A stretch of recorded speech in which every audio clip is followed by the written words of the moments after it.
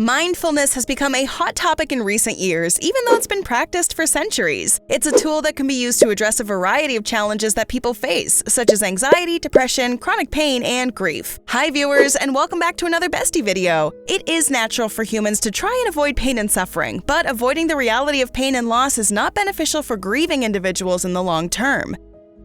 Mindfulness practice is not meant to minimize that pain or to convince people that everything is okay, but rather to help you recognize the reality of your circumstances and to do so in a non-judgmental and self-compassionate way. Mindfulness can become a way of being, but it doesn't happen overnight as it has to be practiced. And in today's video, we'll tell you mindfulness strategies that can help you cope with loss. From writing mindfully, taking things slowly, meditation, loving kindness to walking mindfully and more. Watch till the end to learn about all of them.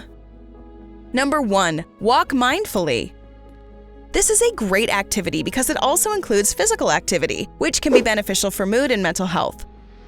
It's especially helpful for those whose grief has them feeling depressed or who tend to isolate themselves. A nature walk can also provide an opportunity to reflect on the natural cycle of life and death and to experience the beauty in everything around us. If possible, start this exercise outside and spend 1 to 2 minutes standing in place before you start walking. Close your eyes and pay close attention to the sounds, smells, feeling of your feet on the ground, the wind on your face. Open your eyes and take in the sights, paying attention to the colors, shapes, and textures. When you're ready, begin walking slowly, continuing to focus your attention on the feel of your feet hitting the ground. As you walk, shift your attention from one sense to another. You can spend 2 blocks focusing on smells, the next block focusing on sound, and so on. With practice, you won't need to have set times or distances for each sense, but you will naturally alternate between awareness of your different senses. How often do you go for walks outside? Tell us quickly down below in the comment section. Number 2, acknowledge and accept your feelings.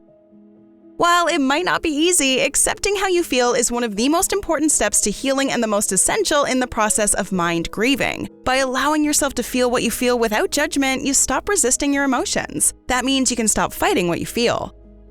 You also start to understand that grief is not a linear path with boxes to tick off. Rather, it's a cycle. It may come in waves, ebbing and flowing without explanation. By understanding that, you can start to see that grief comes and goes. It becomes much easier to handle your feelings knowing that, eventually, they will pass. Number 3, remind yourself of the happy memories.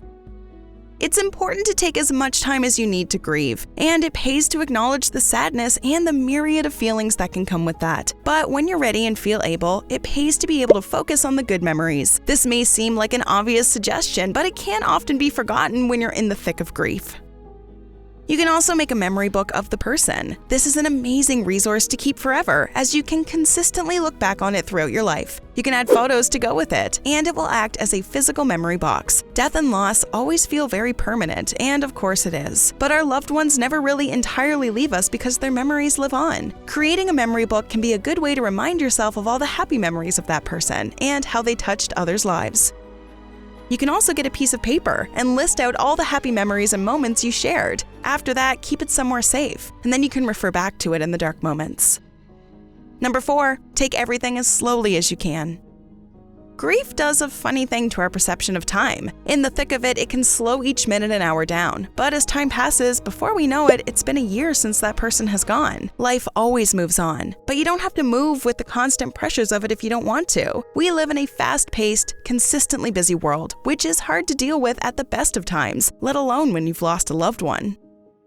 Take time off social media. Take less strain off your daily routine and do activities solely for you. In moments of pain, it can be the small things that really matter and can act as a form of distraction. This may be something like developing a morning coffee ritual or going for a walk before the rest of the world is awake. If we start to romanticize every part of our lives, eventually we can see the light at the end of the tunnel. Grief makes us even more aware of the passing of time, especially when a person's life has been cut short. So it's important to develop rituals, habits, and activities in your life that you love. Feel like you're missing out? Make sure you join millions of viewers by hitting that subscribe button and staying up to date on all our great Bestie content. Number 5, practice grieving meditation. Whenever you feel yourself feeling overwhelmed with grief for the loss of a loved one, take a few minutes to sit in stillness and practice grieving meditation.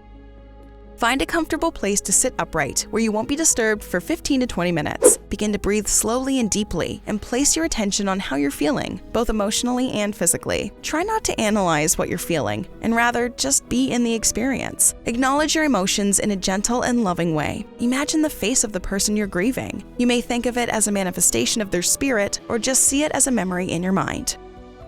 Now consider anything that needs to be said and begin having a conversation with them. Visualize this happening in your mind. Now, spend a few minutes saying whatever it is you need to say to them from your heart. Then hear them saying whatever they need to say to you from their heart. Focus on the conversation taking place in a loving and compassionate way, a giving and receiving of open, loving communication with this person. Next, focus on any one of the most positive memories you can bring to mind with this person and immerse yourself in that memory. Relive the happy, fun times and the deep connections that you shared, knowing that what allows grief to release is positive, happy moments. When you are finished, take a few slow, deep breaths.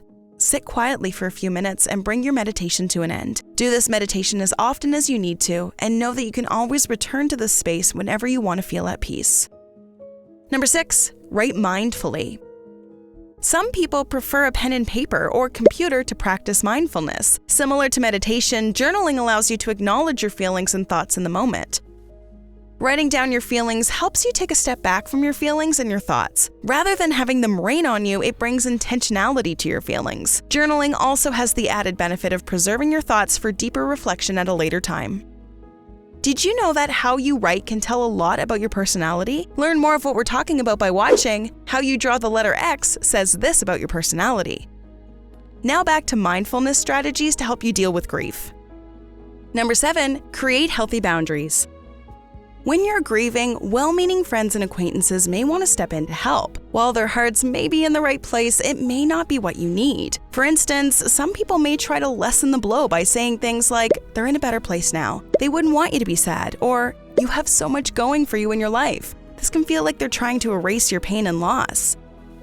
Others may repeatedly check in with phone calls or visits to your home. While this may be helpful for some, others may need space and time alone. You can communicate your needs and set healthy boundaries. The way you do so may depend on your relationship with the person you're setting boundaries with. When it comes to an acquaintance, you can say something simple and to the point, like, "I appreciate the sentiment. That's not something that's helpful for me right now, but I hope you have a nice day."